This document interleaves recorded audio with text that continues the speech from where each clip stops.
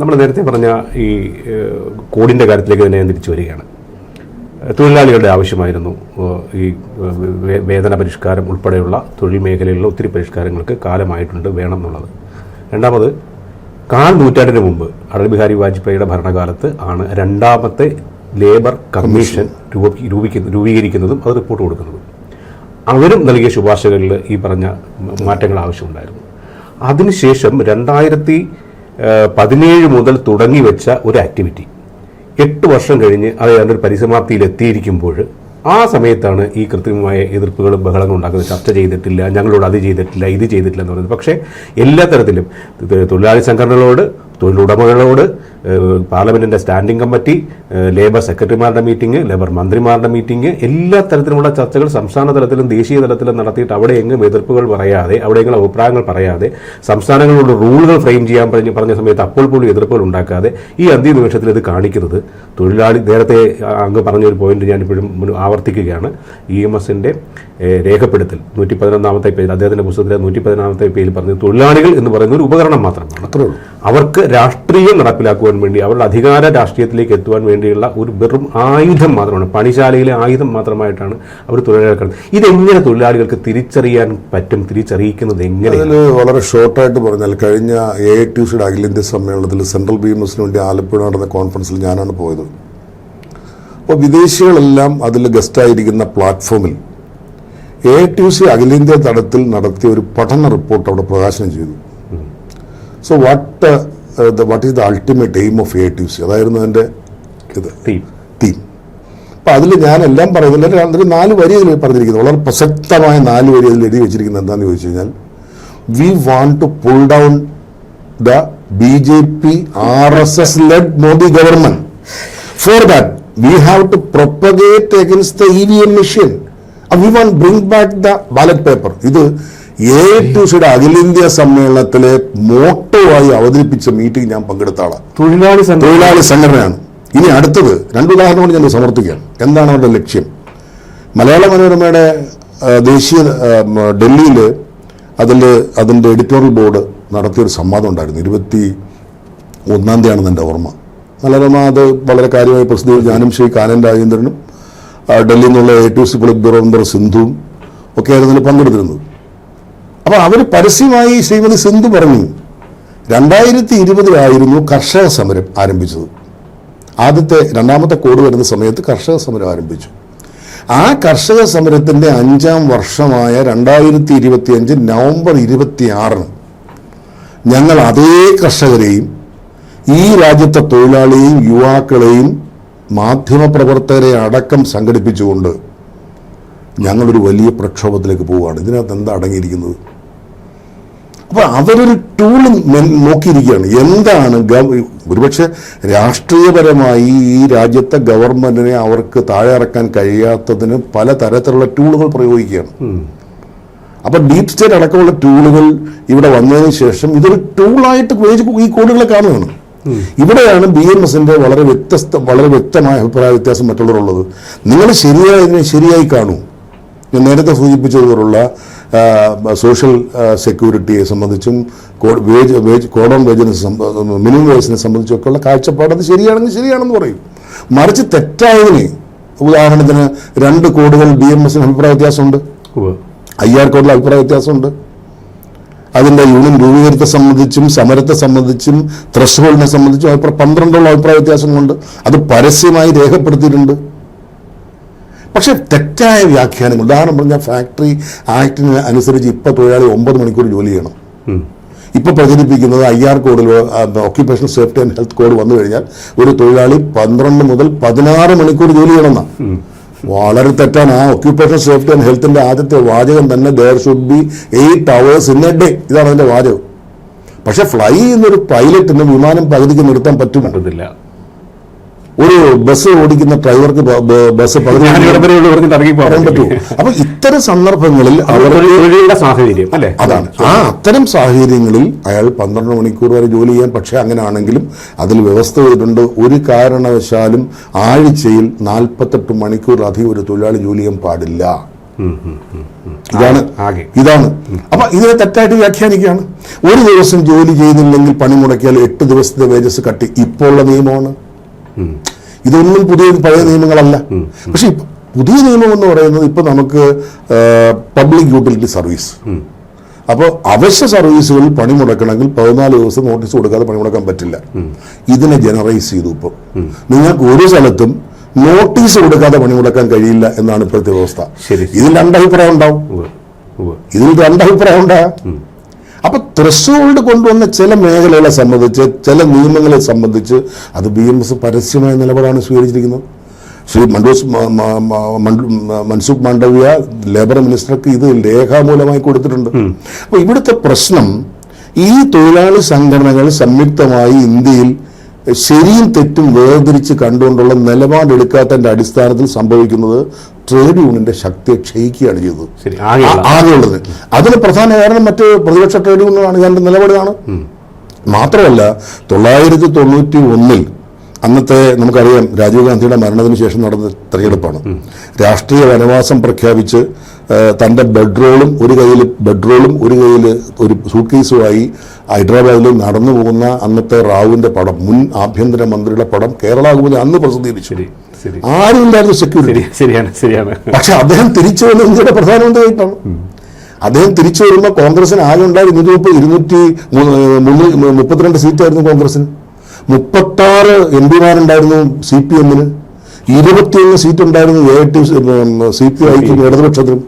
ആ 57 ഇടതുപക്ഷ കക്ഷികൾ പ്രധാനമായും CPM ആണ് ആ കോൺഗ്രസ് ഗവൺമെന്റിനെ നിലനിർത്തിയത്. മൈനോറിറ്റി ഗവൺമെന്റ്, അതായത് മൻമോഹൻ സിംഗ് കൊണ്ടുവന്ന മുഴുവൻ പരിഷ്കരണങ്ങളും. പ്രത്യേകിച്ചും മനസ്സിലാക്കേണ്ടത് 1995 ജനുവരി മാസം 1-ാം തീയതിയാണ് WTO ഒപ്പുവെക്കുന്നത്. വേൾഡ് ട്രേഡ് ഓർഗനൈസേഷനിൽ ഇന്ത്യ 123 രാജ്യങ്ങളിൽ ഇന്ത്യയും അവിടെ ഒപ്പിടുകയാണ്. അതിൽ 4 കണ്ടീഷൻസ് എന്തൊക്കെയായിരുന്നു?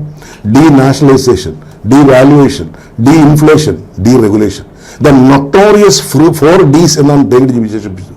ഈ 4 കണ്ടീഷണാലിറ്റികളെ കണ്ണുമടച്ച് അനുകൂലിച്ച് അംഗീകരിച്ച് പാർലമെന്റിൽ കോൺഗ്രസിനെ സപ്പോർട്ട് ചെയ്ത പാർട്ടിയുടെ പേരാണ് CPI. ഈ പാർട്ടികൾ കൊണ്ടുവന്നതിന്റെ ദുരന്ത ഫലമാണ് പിന്നീട് ഇങ്ങോട്ട് വന്ന ഓരോ പരിഷ്കാരവും. Banking regulation authority, insurance regulatory authority, electricity അതായത് നമുക്ക് ഈ റെഗുലേറ്ററി അതോറിറ്റി എന്ന പദം പോലും കൊണ്ടുവന്ന് ഇവിടെയാണ്. ആസിയാൻ കരാറ് ഓരോന്ന് നോക്കിയാലും ഈ രാജ്യത്തെ മറ്റൊരു ഓപ്ഷൻ ഇല്ലാത്ത വിധത്തിലേക്ക് അവരുടെ കണ്ടീഷനാലിറ്റികളിലേക്ക് രാജ്യത്തെ തിരിച്ചു കൊണ്ടുപോകാൻ ഇടയായത് വാസ്തവത്തിൽ CPM മുൻഗണന കൊടുത്തുകൊണ്ട് അന്ന് കോൺഗ്രസിനെ പിന്തുണച്ചതാണ്. അതിൻ്റെ ദുരന്ത ഫലങ്ങളാണ് ഇന്നിപ്പോ ഈ 2025 കാണാൻ കഴിയുന്നത്. എനിക്ക് അത്ഭുതമാണ്. ഞാൻ ഈ ഒരു പഠിക്കുന്ന ഒരാളെന്ന നിലയ്ക്ക് ഇന്ന് ഗവൺമെന്റ് അമേരിക്കക്കെതിരെ ശക്തമായി ചങ്ക് വിരിച്ച് നിൽക്കുന്നത് കാണുമ്പോൾ അഭിമാനം തോന്നുകയാണ്. ഈ കണ്ടീഷണാലിറ്റികൾ ഇന്ത്യ വയലേറ്റ് ചെയ്യാണ്, അതിനെ മറികടക്കാനുള്ള ശ്രമമാണ്, മറികടക്കുകയാണ്. ഇന്നത്തെ താരിഫ് യുദ്ധം ഉദാഹരണം നമുക്കറിയാം. ക്രയോജനിക് എഞ്ചിന്റെ കാലത്ത് സൂപ്പർ 301 പ്രയോഗിച്ചു ഇന്ത്യ, അമേരിക്ക. പക്ഷെ അവിടെ ഭാരതം സ്വീകരിച്ച നിലപാട് മറ്റൊന്നാണ്. ക്രയോജനിക് നമ്മൾ സ്വന്തമായി ഉണ്ടാക്കി. അപ്പൊ ഇന്നത്തെ അമേരിക്കയുടെ മുതലാളിത്ത ശക്തികൾക്ക് മുമ്പിൽ ഓച്ചാനിച്ച് നിന്നിരുന്നെങ്കിൽ നമുക്ക് ഒരുപക്ഷെ പലതും കിട്ടുമായിരിക്കാം. പക്ഷെ അവിടെ എല്ലാം തന്നെ WTA എന്ന് പറയുന്ന കണ്ടീഷണാലിറ്റി അംഗീകരിച്ച ഒരു രാജ്യമായിട്ട് കൂടി അതിനെ ധിക്കരിച്ചുകൊണ്ട് സ്വതന്ത്രമായ ഭാരതത്തിന്റെ നിലപാടുകൾ സ്വീകരിക്കാൻ നമ്മൾ കാണുന്നത്. അത് നിഷേധിക്കാൻ കഴിയില്ല. അതിന്റെ നമുക്ക് ഒരുപക്ഷെ എനിക്ക് തോന്നുന്നു അമേരിക്കയുടെ 1938 ഏറ്റവും വലിയ സാമ്പത്തിക തകർച്ചയ്ക്ക് ശേഷം അവർ നിയോഗിച്ചൊരു ശാസ്ത്രജ്ഞനുണ്ട്. അദ്ദേഹത്തിന്റെ പേരാണ് കെൻസിയുടെ പൂജാമുറിയിൽ 3 ഈശ്വരന്മാരാണ് അദ്ദേഹം പ്രതിഷ്ഠിച്ചത്.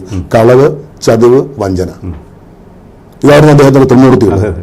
അതുകൊണ്ട് തോമസ് ഐസക്കിന്റെ കാലത്ത് ധനകാര്യമന്ത്രിയായിരുന്നപ്പോൾ അദ്ദേഹത്തിന്റെ കടം വാങ്ങിച്ച് പോയപ്പോൾ രമേശ് ചെന്നിത്തല നിയമസഭയിൽ നിങ്ങളുടെ കടം വാങ്ങിക്കുന്ന ഈ ശൈലിയെക്കുറിച്ച് സംസാരിച്ച് അദ്ദേഹം പറഞ്ഞ മറുപടി ഒരുപക്ഷെ ആരും അത് ശ്രദ്ധിച്ചിട്ടുണ്ടാവില്ല. ഞങ്ങളുടെ സാമ്പത്തിക സിദ്ധാന്തം എന്ന് പറയുന്ന കെൻസിയൻ മോഡൽ എന്നാ പറഞ്ഞു. കമ്മ്യൂണിസ്റ്റ് മാർക്സിസ്റ്റ് പാർട്ടിയുടെ ധനകാര്യമന്ത്രിയായിരിക്കുന്ന ശ്രീമാൻ തോമസ് ഐസക്ക് കേരളത്തിന്റെ നിയമസഭയിൽ ഞങ്ങളുടെ സാമ്പത്തിക നയമെന്ന് പറയുന്ന കെൻസിയൻ സാമ്പത്തിക നയമാണെന്ന് പറഞ്ഞു. ആരാ കെൻസി? കള്ളത്തിനെയും ചതിയെയും. അതാണ് യാഥാർത്ഥ്യം. ഇന്ന് കേരളത്തിൽ നടക്കുന്ന അതാണ്. അപ്പോൾ പറഞ്ഞിട്ട് തന്നെയാണ് ചെയ്യുന്നത്. ഒരുപക്ഷെ അതിനെ കോട്ട് ചെയ്ത് പിന്നെ വേറൊരാൾക്ക് അത് കെൻസി ആരാണെന്ന് നിയമസഭയിൽ പിന്നെ ചർച്ച വന്നില്ല. ഒരുപക്ഷെ കെൻസി ആരാണെന്നും കെൻസിയുടെ ചരിത്രവും അവിടെ വർണ്ണിക്കാൻ പോയിരുന്നെങ്കിൽ തോമസ് ഐസക് വെള്ളം കുടിക്കുമായിരുന്നു. സത്യം. ഇന്നിപ്പോൾ അത് ഉന്നയിച്ചില്ല. പക്ഷെ കെൻസിയൻ മോഡൽ എന്ന് പറഞ്ഞാൽ പഴയ ചാർവാക സിദ്ധാന്തമാണ്. എങ്ങനെ കടം വാങ്ങിച്ച് കുശാലായി അവനീനിസമാണ്. അതുകൊണ്ട് കേരളത്തെ സംബന്ധിച്ച് കേരളം ചെയ്തത് എന്താ? ഈ കോഡുകൾ 2020 കോഡുകൾ പാർലമെന്റ് പാസ്സാക്കി. ഇതിനെ സംബന്ധിച്ച് റൂൾ ഫ്രെയിം ചെയ്യാൻ വേണ്ടി എല്ലാ സംസ്ഥാനങ്ങളോടും ആവശ്യപ്പെട്ടു. അതിൽ ഞാൻ ആദ്യം എന്ന് പറഞ്ഞുകൊണ്ട് റൂൾ ഫ്രെയിം ചെയ്യാമെന്ന സംസ്ഥാനത്തിന്റെ പേരാണ് കേരളം. ആ റൂൾ ഫ്രെയിം ചെയ്യുന്ന തമ്പാനൂരിലെ ഹോട്ടലിൽ നടന്ന ചർച്ചയിൽ പങ്കെടുത്ത ആളാണ് ഞാൻ. ബഹുമാനായ ശിവൻകുട്ടിയാണ് അത് ഉദ്ഘാടനം ചെയ്തത്. മനസ്സിലായില്ലേ? അവിടെ എന്നിട്ട് സംഭവിച്ചു? ആ കട്ട് ആൻഡ് പേസ്റ്റ് ആയിട്ട് കേന്ദ്രത്തിന്റെ എന്തെല്ലാം നയസമീപനങ്ങൾ സ്വീകരിക്കുന്നുണ്ടോ അതെല്ലാം ഉൾക്കൊണ്ടുകൊണ്ട് ഇവിടെ കരട് തയ്യാറാക്കി ഗസറ്റ് നോട്ടിഫിക്കേഷൻ നടത്തി. മാത്രമല്ല, ഏറ്റവും വലിയ തമാശ, ഇന്നൊരു ട്രേഡ് യൂണിയൻ രജിസ്റ്റർ ചെയ്യാൻ 100 രൂപ മുതൽ 500 രൂപ വരെ മതി. പല സംസ്ഥാനത്തും 100 രൂപയാണ്, ഗുജറാത്തിൽ 400 രൂപയാണ്, രാജസ്ഥാനിൽ 500 രൂപയാണ് രജിസ്ട്രേഷൻ. ഇവിടെ ഇപ്പം നിലവിൽ അത് 1000 രൂപയാണ്. ഈ മന്ത്രി ചെയ്തതെന്താണെന്നറിയോ? ഈ 1000 രൂപയുള്ള രജിസ്ട്രേഷൻ ഫീസ് 10,000 വർദ്ധിപ്പിച്ചു. അപ്പോൾ നമ്മൾ കാണുന്നത് എന്താ? ഇതിൽ മാത്രമല്ല, എല്ലാത്തിലും നമുക്ക് ആകെ വേണ്ടത് പണമാണ്. അപ്പൊ ഏത് കുറ്റകൃത്യം ചെയ്യുന്ന ആളും ചെയ്ത കുറ്റകൃത്യത്തിന് അടയാളം ബാക്കി വെക്കും. ഞാൻ ഒന്നും അറിഞ്ഞില്ല എന്ന് പറഞ്ഞ് കൈ കഴിയപ്പോൾ ഇതവിടെ നിൽക്കുകയാണ്. ഈ 1000 രൂപ എന്ന് പറയുന്ന രജിസ്ട്രേഷൻ ഫീ 10,000 ആരാക്കി? ഒടുവിൽ വിവാദമായപ്പോൾ അത് പിൻവലിക്കേണ്ടി വന്നു. അപ്പൊ ഈ കോഡുകളെല്ലാം തന്നെ ആദ്യമേ തന്നെ അത് റൂളുണ്ടാക്കാൻ തയ്യാറായത് ഇവിടെയാണ്. മാത്രമല്ല, എന്നോട് ആദ്യം ചോദിപ്പിച്ചില്ലേ ഈ 17 മുതൽ എന്ത് സംഭവിച്ചു? ആരും പലരും എല്ലാവരും ചർച്ചയ്ക്ക് അവസരം ഉണ്ടായിരുന്നു. 2017 മുതൽ 19 വരെ എല്ലാ സ്റ്റേക്ക് ഹോൾഡേഴ്സിനും ഇടപെടാമായിരുന്നു, അഭിപ്രായം പറയാമായിരുന്നു. 17ഓളം ലെങ്തിയായ ചർച്ചകൾ നടന്നിട്ടുണ്ട്. ഒരെണ്ണത്തിൽ പോലും അതിന്റെ ലേബർ സ്റ്റാൻഡിംഗ് കമ്മിറ്റിയുടെ ചെയർമാനായ ഇളമരം കരീമാണെന്ന് ഓർക്കണം. ഇത് നടപ്പാക്കുന്ന ലേബർ സ്റ്റാൻഡിംഗ് കമ്മിറ്റിയുടെ തലവനായിരുന്ന ആളാണ് ഇളമരം കരീമാണ്. അവർ ഏതെങ്കിലും ഫലവത്തായ ഒരു ചർച്ചയിൽ പങ്കെടുത്തിട്ടില്ല. ഞാൻ വെല്ലുവിളിച്ച് പറയണം, ഏതെങ്കിലും ഒരു പോയിന്റ് ബൈ പോയിന്റ് എഴുതി കൊടുത്ത സ്റ്റേറ്റ്മെന്റ് അവർക്ക് കാണിക്കാൻ കഴിയില്ല. അവരെല്ലാ കാലത്തും എടുത്ത ഒരേന്നല്ലാതെ ട്രാക്ടറിനെതിരെയാണെങ്കിലും കമ്പ്യൂട്ടറിനെതിരെയാണെങ്കിലും സിയാൽ എയർപോർട്ട് ഏത് വന്നാലും എതിർക്കുക എന്ന് പറയുന്ന ഒരു നയമല്ലാതെ ഫ്ലാറ്റായിട്ട് എതിർക്കുന്നതിന് അപ്പുറത്ത് എന്തിനെ എതിർക്കുന്നു, എവിടെയാണ് മനസ്സിലാക്കാൻ കഴിയും. ചേരാനും പറ്റും. അപ്പൊ ഇവിടെ സംഭവിച്ചത് എന്താണ്? അവര് ആ 3 വർഷം ഉണ്ടായിരുന്നിട്ട് ആ 3 വർഷവും ഈ കാര്യത്തിൽ ഏതെങ്കിലും തരത്തിലുള്ള ഒരു ഫ്രൂട്ട്ഫുൾ ഡിസ്കഷനിലേക്ക് പോയിട്ടില്ല. അവിടെയാണ് പരാജയം വന്നിരിക്കുന്നത്. അപ്പൊ ഞാൻ ആവർത്തിച്ചു പറയുന്നതെന്ന് പറയുന്നത്, ഇവിടെ തെറ്റായ ചില കാര്യങ്ങൾ ഗവൺമെന്റ് സ്വീകരിക്കുമ്പോൾ തൊഴിലാളികൾ ഒരു ഐക്യം അവിടെ നിലനിൽക്കേണ്ട അത്യാവശ്യമാണ്. ഇന്ത്യ പോലൊരു രാജ്യത്ത് ഐക്യം ഉണ്ടാകാത്തത് കാരണം 2015 വരെയും BMS സംയുക്ത നാഷണൽ ക്യാമ്പയിൻ കമ്മിറ്റിയുടെ ഭാഗമായിരുന്നു. അവസാനം 15 ഒരു പണിമുടക്ക് നോട്ടീസ് കൊടുത്തു, 2 ദിവസത്തെ. 12 ആവശ്യങ്ങൾ മുന്നോട്ട് വെച്ചു. 10 ഗവൺമെന്റ് പരിഗണിച്ചു. ഗ്രൂപ്പ് ഓഫ് മിനിസ്റ്റേഴ്സ് 5 പേരടങ്ങുന്ന അരുൺ ജെയ്റ്റ്ലിയുടെ നേതൃത്വത്തിലുള്ള 5 ഗ്രൂപ്പ് ഓഫ് മിനിസ്റ്റേഴ്സ് നിശ്ചയിച്ചു. നിങ്ങളുടെ പ്രശ്നങ്ങൾ ഡിസ്കസ് ചെയ്യാൻ തയ്യാറാണെന്ന് പറഞ്ഞു. 10 പോയിന്റുകൾ അംഗീകരിച്ചു. പക്ഷെ അത് പോരാ. നമ്മൾ ശ്രദ്ധിച്ചറിയാം, എല്ലാ വർഷവും 2 ദിവസം പണി മുടക്കണം. അത് ശീലമാണ്. എല്ലാ വർഷവും അത് പതിവാണ്. അതിന് പങ്കെടുക്കുന്ന ആളുകൾ നിർഭാഗ്യവശാൽ കേരളത്തിൽ മാത്രമാണ്. കേരളത്തിൽ പോലും പ്രമുഖരായിട്ടുള്ള അഖിലേന്ത്യാ നേതാക്കന്മാര് ജോലി ചെയ്യുന്ന സ്ഥാപനങ്ങളിൽ പോലും, മീൻസ് അവർ നേതൃത്വം കൊടുക്കുന്ന സ്ഥാപനങ്ങളിൽ പോലും പണിമുടക്കില്ല. അപ്പൊ സാധാരണ അന്നന്ന് പണിയെടുത്ത് കൂലിപ്പണിയെടുത്ത് ഓട്ടോറിക്ഷ ഓടിച്ച് ജീവിക്കുന്ന കേരളത്തിലെ കോമൺ മാനെയാണ് ഇതെല്ലാം അഫക്ട് ചെയ്യുന്നത്. വസതി അതെങ്ങനെ സംഭവിക്കാൻ പോകുന്നത്? ഇതും ഇനിയിപ്പോൾ ഇത് പുറകോട്ട് പോയിരിക്കുകയാണ്. PM ശ്രീ പദ്ധതി പോലെ തന്നെ എന്തോ വലിയ അപരാധത്തിലേക്ക് പോയി വീണു എന്ന് തോന്നുന്ന രീതിയിലേക്ക് മാറുകയാണ്. യഥാർത്ഥത്തിൽ PM ശ്രീയില് ബഹുമാനായ ശ്രീ ശിവൻകുട്ടി ചോദിച്ചൊരു ചോദ്യമുണ്ട്, ഇത് എവിടെയാണ് തെറ്റ്? ഞാനിതിലൊരു തെറ്റും കാണുന്നില്ല, നിങ്ങൾ പറയും ഇതിലെവിടെയാണ് തെറ്റ്? അപ്പോ ഈ ചോദ്യം ഇന്ന് ഏറെയുണ്ട്. PM ശ്രീ പദ്ധതിയിൽ നിന്ന് അവർ പുറകോട്ട് പോകുമ്പോഴും ഈ ചോദ്യം അവശേഷിക്കുകയാണ്, മറുപടിയില്ല. അപ്പൊ കേരളത്തിൽ കമ്മ്യൂണിസ്റ്റ് പാർട്ടി ആദ്യകാലം മുതൽ തന്നെ സ്വീകരിച്ചു പോരുന്ന ഒരു നയസമീപനമുണ്ട്. എന്തിനേയും എതിർക്കുക, അത് അന്ധമായി എതിർക്കുക. അതുകൊണ്ട് ഉണ്ടാക്കിയിരിക്കുന്ന ഒരു ഫലം എന്ന് പറയുന്നത് ശ്രദ്ധിക്കേണ്ട ഏരിയകളിൽ നമുക്ക് ശ്രദ്ധിക്കാൻ കഴിഞ്ഞില്ല. ഉദാഹരണം പറഞ്ഞാൽ, നമുക്ക് ടൂറിസത്തിൽ ഒരു പ്രാവശ്യം മോദിജി ചോദിക്കുകയുണ്ടായി. അദ്ദേഹം പറഞ്ഞൊരു ഇന്റർവ്യൂവിൽ ലോകത്തിലെ ഏറ്റവും വലിയ മാർഷൽ ആർട്സ് കളരിപ്പയറ്റ് കേരളത്തിലാണ്. ഏറ്റവും വലിയ കല മോഹിനിയാട്ടം, കുച്ചിപ്പുടി, കഥകളി അത് കേരളത്തിലാണ്.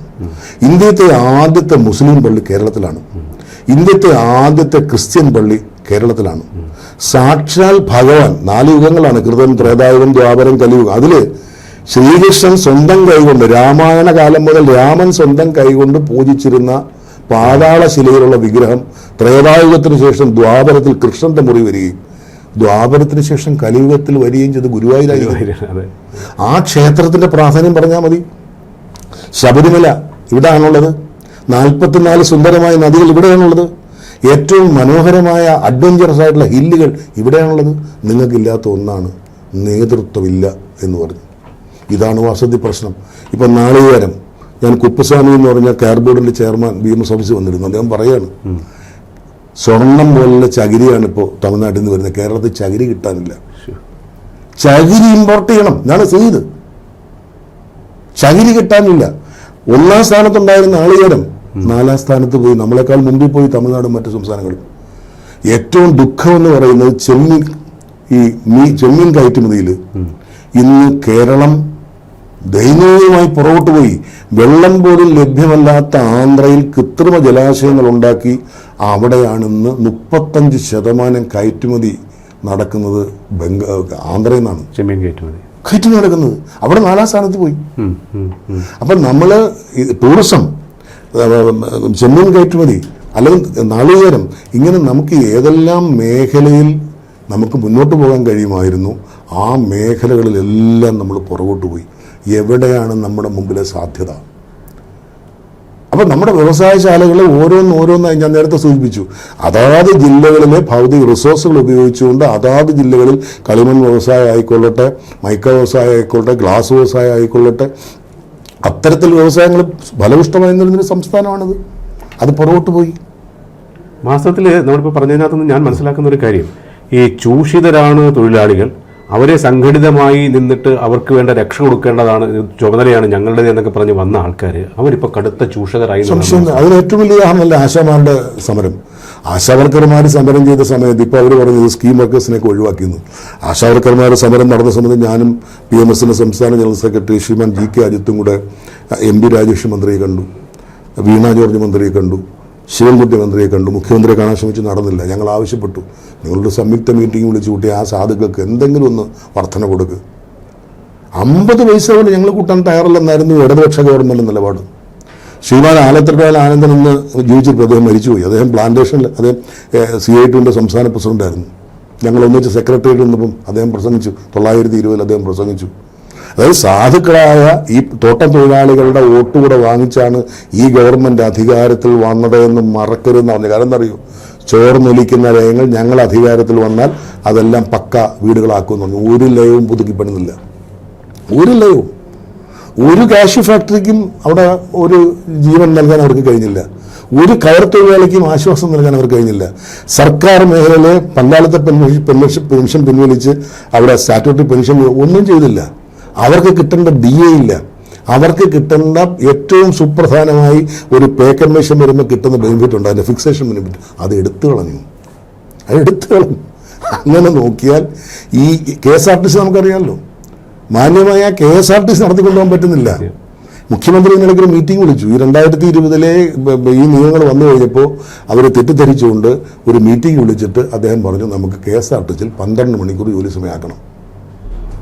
ആ സമയത്ത് BMSന്റെ ജനറൽ സെക്രട്ടറി അന്ന് GK അജിത്ത് എഴുന്നേറ്റ് പറഞ്ഞു, അങ്ങനെ ഒരു കാര്യം പറയാനുണ്ട്, കേരളത്തിൽ ഇന്ത്യയിലെ ആദ്യത്തെ സംസ്ഥാനമായിരിക്കും 12 മണിക്കൂർ ഇൻട്രൊഡ്യൂസ് ചെയ്യുന്നത്. അങ്ങനെ ആരോ തെറ്റിദ്ധരിപ്പിച്ചിരിക്കുകയാണ്. ആ വാക്കിന്റെ പുറത്താണ് മുഖ്യമന്ത്രി പുറപ്പെട്ടു പോയത്. ഇന്നിപ്പോൾ നിങ്ങൾ നോക്കൂ, ടെക്സ്റ്റൈൽ ഷോപ്പിൽ ജോലി ചെയ്യുന്ന പെൺകുട്ടികൾ രാവിലെ 8 മുതൽ രാത്രി 8 വരെ ജോലി ചെയ്യണം. എത്ര മണിക്കൂറാണ്? ഈ 2021 മാത്രമാണ് 12ാമത്തെ കമ്മ്യൂണിസ്റ്റ് മുഖ്യമന്ത്രിയാണ് ശ്രീമാൻ പിണറായി വിജയൻ. അതിൽ 11ാമത് മുഖ്യമന്ത്രിയായിരിക്കുന്ന സമയത്താണ് സ്റ്റൂൾ ഇഷ്യൂ ചെയ്യാൻ തീരുമാനിച്ചത്. അപ്പൊ ഇത്രയും കാലം തൊഴിൽശാലയിൽ വരുന്ന ആ സ്ത്രീ തൊഴിലാളിക്ക് ഇരിക്കാൻ കസേര ഉണ്ടായിരുന്നില്ല. കോട്ടയത്ത് മെഡിക്കൽ കോളേജിനോട് അനുബന്ധമായിട്ടുള്ള മെഡിക്കൽ സ്റ്റോർ ഉണ്ട്, അവിടുത്തെ വികസന സമിതിയുടെയാണ്. 2 പെൺകുട്ടികളെ കല്യാണം കഴിഞ്ഞ് ഗർഭിണിയാവുമല്ലോ. ഗർഭിണിയായി തിരിച്ചു വന്നപ്പോൾ ജോലിയില്ല. ഇന്നിപ്പോ 60% കേരളത്തിലെ തൊഴിൽ മേഖലയിൽ താൽക്കാലിക കരാർ തൊഴിലാളികളാണ്. 60%. 1-2% 33 വർഷമായി, ഞാൻ ആധികാരികമായി പറയണം, 33 വർഷമായി കേരളത്തിലെ പല പൊതുമേഖലാ സ്ഥാപനങ്ങളിലും സ്ഥിരം നിയമനമില്ല. അവിടെ എല്ലാം പാർട്ടി അധികാരത്തിൽ വരുമ്പോൾ അവരെ നിയമിക്കുന്നു, അതുകൊണ്ട് പെർമനന്റ് ആകുന്നു. ഈ സ്ഥിതിയാണ് നടന്നു പോയിക്കൊണ്ടിരിക്കുന്നത്. അപ്പോൾ അവിടെ ഈ FT, ഈ ഫിക്സഡ് ടേം എംപ്ലോയ്മെന്റ് വരുന്ന സമയത്ത് ഉണ്ടാകുന്ന ഒരു ഗുണമെന്ന് പറയുന്നത്, നേരത്തെ കരാർ തൊഴിലാളിക്ക് എന്തെങ്കിലും കൊടുത്താൽ മതി. പക്ഷേ ഇതിവിടെ സാധിക്കില്ല. നിങ്ങൾക്ക് ഈക്വൽ വേജസും മറ്റ് ആനുകൂല്യം കൊടുക്കാൻ നിർബന്ധിതനാണ്, കൊടുത്തേ സാധിക്കുള്ളൂ. അതാണ് ഫിക്സഡ് ടേം എംപ്ലോയ്മെന്റ് ഒരു പ്രത്യേകത. അപ്പോൾ ഇത്തരത്തിൽ ഈ 4 കോഡുകളിൽ ഏറ്റവും സുപ്രധാനമായ ആദ്യത്തെ 2 കോഡുകളെ BMS പിന്തുണക്കി. IR കോഡും ഒക്യുപ്പേഷണൽ സേഫ്റ്റി ആൻഡ് ഹെൽത്ത് കോഡിനെ സംബന്ധിക്കുന്ന ചില വിഷയങ്ങൾ, വിയോജിപ്പുണ്ട്. അതിൽ നമുക്ക് കിട്ടിയിരിക്കുന്ന ഒരു ഉറപ്പ് എന്ന് പറയുന്നത്, ഇതിനെ സംബന്ധിച്ച് ഇപ്പൊ റൂളിംഗ് ഫ്രെയിം ചെയ്യാൻ പോവാണ്. റൂളിംഗ് ഫ്രെയിം ചെയ്ത് കഴിഞ്ഞാൽ എല്ലാവർക്കും സമയം തരും, നിങ്ങളുടെ ആശങ്കകൾ വ്യക്തമാക്കാം. അങ്ങനെയാണെങ്കിൽ വേണമെങ്കിൽ പാർലമെന്റിൽ വീണ്ടും ഒരു നിയമനിർമ്മാണം നടത്തി ഈ പ്രതിസന്ധികൾ പരിഹരിക്കാം എന്ന ഉറപ്പ് ഈ ഗവൺമെന്റ് നൽകിയിട്ടുണ്ട്. അതുകൊണ്ടാണ് BMS ഇന്ന് ആ കാര്യം വെയിറ്റ് ചെയ്യാണ്. നേരത്തെ അങ്ങ് പറഞ്ഞ ഒരു പ്രധാനപ്പെട്ട ഒരു കാര്യമുണ്ട്. അതാണ് എനിക്ക് തോന്നുന്നു ഈ തൊഴിൽ മേഖലയിൽ കേരളത്തിന്റെ ഒരു രക്ഷയ്ക്ക് വേണ്ടി, അത് കേരളം, നമ്മൾ മേക്ക് ഇൻ ഇന്ത്യ എന്ന് പറഞ്ഞ പ്രോഗ്രാം പോലെ ദേശീയ തലത്തിലുണ്ടാക്കിയ ആ സംഭവം പോലെ കേരളത്തിന് ഈ നമ്മൾ കെ എന്ന് പറഞ്ഞ കുറേ കാര്യങ്ങൾ ഉണ്ടാക്കുന്നെങ്കിലും കേരളത്തിൻ്റെതായ ഇൻഡിജീനിയസ് ആയിട്ടുള്ള ചില ഉൽപ്പാദനങ്ങൾ, തൊഴിൽ മേഖലയ്ക്ക് കൊടുക്കാവുന്ന ചില പ്രമോഷനുകൾ ഉണ്ട്. അത് കണ്ടെത്തി ചെയ്യുവാൻ വേണ്ടിയുള്ള എന്താണ് അതിന് അഭാവം? എന്താണ് അഭാവം എന്ന് പറയുമ്പോൾ കാരണം അതൊരു എനിക്ക് അത്രയും ചർച്ചയോട് താല്പര്യമില്ലാത്തതുണ്ട്. പക്ഷെ എങ്കിലും പറയാതിരിക്കാൻ നിവർത്തിയില്ല. ഉദാഹരണം, ഇപ്പോൾ നമ്മുടെ ക്യാമറ വന്നു, ആർട്ടിഫിഷ്യൽ ക്യാമറ 3 മെഗാപിക്സൽ ക്യാമറയുടെ മാർക്കറ്റ് വാല്യൂ എന്ന് പറയുന്നത് 1,60,000-63,000 രൂപയാണ് ഒരു 3 മെഗാപിക്സൽ ആർട്ടിഫിഷ്യൽ ക്യാമറയുടെ വില. നമ്മൾ വാങ്ങിച്ചിരിക്കുന്നത് 43 ലക്ഷം രൂപയ്ക്ക്. നമ്മൾ എങ്ങനെയാണ് ടെൻഡർ കൊടുത്തിരിക്കുന്നത്? ഒരു കാർട്ടർ സിസ്റ്റം ഉണ്ടാക്കി 3 പേര് തമ്മിൽ ഒരേപോലെ അഡ്ജസ്റ്റ്മെന്റ് ചെയ്യുക, ഏറ്റവും ലോവസ്റ്റ് കൊട്ടേഷൻ വാങ്ങിക്കുക. ലോവസ്റ്റ് കൊട്ടേഷൻ വാങ്ങിച്ച ആള് ഹയസ്റ്റ് മണി അതിന്റെ ഹയസ്റ്റ് ബിഡർക്ക് കൊടുക്കുക. ലോകത്ത് കേട്ടിട്ടുണ്ടോ? അപ്പൊ സർക്കാർ ക്യാമറയിൽ നമ്മൾ പിക്ചർ പതിയുമ്പോൾ അതിന്റെ ആനുകൂല്യം ഈ സർക്കാരിനല്ല പോകുന്നത്. ഈ ക്യാമറ വെച്ചിരിക്കുന്ന അതിന്റെ കമ്പനിക്കും അതിനോട് സപ്പോർട്ട് ചെയ്ത മറ്റു 2 കമ്പനിക്കുമാണ്. ഈ നയം എന്ന് തിരുത്തുന്നു കേരളത്തിൽ. അതായത് എന്ത് ചെയ്യുമ്പോഴും അതിൽ നിന്ന് എന്ത് കിട്ടും. ഉദാഹരണം, 1 കോടി കൂടുതലുള്ള ടെൻഡറുകൾക്കെല്ലാം തന്നെ ടെൻഡറില്ലാതെ വർക്ക് കൊടുക്കാൻ കഴിയില്ല. 100 കോടി രൂപയുടെ ഒരു വർക്ക് വന്നാൽ 100 ടെൻഡറാക്കി ഒരാളെങ്കിലും കൊടുക്കുക. ഈ 2016 വരെയുള്ള 58 വർഷം കൊണ്ട് കേരളത്തിന്റെ കടം 1.5 ലക്ഷം കോടിയാണ്. ഇത്രയും വർഷം കൊണ്ട് 57 മുതൽ ഈ വരുന്ന 16 വരെ, ആ 16 വരെയുള്ള കാലഘട്ടത്തിൽ 1.5 ലക്ഷം കോടി കടമായിരുന്നു. 5 വർഷം കൊണ്ട് അത് 3 ലക്ഷം കോടിയായി. അടുത്ത 5 വർഷം കൊണ്ട് 6 ലക്ഷം കോടി ആകാൻ പോവുകയാണ്. അപ്പൊ FRBM ആക്ട് എന്ന് പറയുന്നത് പാർലമെന്റ് പാസ്സാക്കിയിരിക്കുന്ന 2003 FRBM ആക്ട് എല്ലാ സ്റ്റേറ്റിനും ബാധകമാണ്. അവരുടെ ആകെ GSDPയുടെ 21% വരെ കടമെടുക്കാൻ പറ്റുള്ളൂ. കേരളം എടുക്കുന്നത് 42% വരെ കടമാണ്. അങ്ങനെയുള്ള 4 സംസ്ഥാനമേ ഉള്ളൂ. 100 രൂപ ആവശ്യമുണ്ട്, 42 രൂപയും കടമെടുക്കുക. അപ്പൊ എന്തുകൊണ്ട് ഈ കടം കിട്ടുന്നറിയോ? സോവറിൻ ഗ്യാരണ്ടർ കേരളമല്ല, കേന്ദ്രമാണ്, കേന്ദ്ര സർക്കാരാണ്. ഈ കേരളത്തിന് കടം കൊടുക്കുന്നത് ആരുടെ ഗ്യാരണ്ടിയിലാണ്? സോവറിൻ ഗ്യാരണ്ടർ എന്ന് പറയുന്ന FRBM ആക്ട് അനുസരിച്ച് കേന്ദ്ര ഗവൺമെന്റാണ്. അപ്പൊ കേന്ദ്ര ഗവൺമെന്റിന്റെ ഉറപ്പിന്മേൽ ഞാൻ കടം വാങ്ങിച്ചു കൂട്ടുക. അങ്ങനെ ഇപ്പോൾ 6 ലക്ഷം കോടിയുടെ കടമായി. എപ്പോഴും ചോദിക്കുന്ന ചോദ്യം, ഈ 6 ലക്ഷം കോടിയുടെ കടം എടുത്തെടുത്ത് സർക്കാർ ജീവനക്കാരന്റെ ആനുകൂല്യം കൊടുക്കാൻ പറ്റുമോ? 16 മാസമായി നിർമ്മാണ തൊഴിലാളിക്ക് പെൻഷൻ കിട്ടിയിട്ട്. ഇന്ത്യയിൽ എല്ലാ സംസ്ഥാനത്തും പെട്രോളും ഡീസലും വില കുറച്ചു. 7 രൂപ മുതൽ 12 രൂപ കുറച്ചു. ഇവിടെ എന്ത് സംഭവിച്ചെന്നറിയോ? 2 രൂപ കൂട്ടി സെസ്. ആ സെസ് വാങ്ങിച്ചിട്ട് അതെന്തിനു വേണ്ടിയിട്ടാ? ക്ഷേമ പെൻഷന് വേണ്ടിയിട്ടാ. ക്ഷേമ പെൻഷൻ കൊടുക്കാൻ പറ്റുന്നില്ല. ഇന്ത്യയിൽ 59 പൈസക്കായിരുന്നു കേരളത്തിൽ കറണ്ട് ഉത്പാദിപ്പിച്ചിരുന്നത്. ജലവൈദ്യുത പദ്ധതിയാണ്. അത് 1 രൂപ 32 പൈസ ഇപ്പോൾ ഉള്ളൂ. ഇന്ത്യയിൽ അത് ഏറ്റവും കൂടുതൽ വിലയ്ക്ക് വിൽക്കുന്ന സംസ്ഥാനം കേരളമാണ്. ആവശ്യമായ വൈദ്യുതിയുടെ 70% മറ്റ് സംസ്ഥാനങ്ങളിൽ നിന്ന് വിലയ്ക്ക് വാങ്ങിക്കുന്ന സംസ്ഥാനവും ഇത്രയും അധികം ജലവൈദ്യുത പദ്ധതിയുള്ള കേരളമാണ്. ഇന്ത്യയിലെ ഏറ്റവും വലിയ ബിൽഡിംഗ് ടാക്സ് കൊടുക്കുന്ന സംസ്ഥാനം കേരളമാണ്. ഏറ്റവും കൂടുതൽ വെള്ളക്കരം കൊടുക്കുന്നത് നമ്മളാണ്. ഏറ്റവും വലിയ ഭൂനികുതി നമ്മളാണ്. അതായത് പണ്ട് കാലത്ത് കേരളത്തിൽ സൈക്കിളും റേഡിയോയ്ക്കും ട്രാൻസിസ്റ്റർക്കും വില്ലേജിൽ ലൈസൻസ് എടുക്കണമായിരുന്നു. ഇനി ആകെ സൈക്കിളിനും ട്രാൻസിസ്റ്ററിനും ഇവിടെ ലൈസൻസ് എടുക്കേണ്ടത് മാത്രമേ ഉള്ളൂ.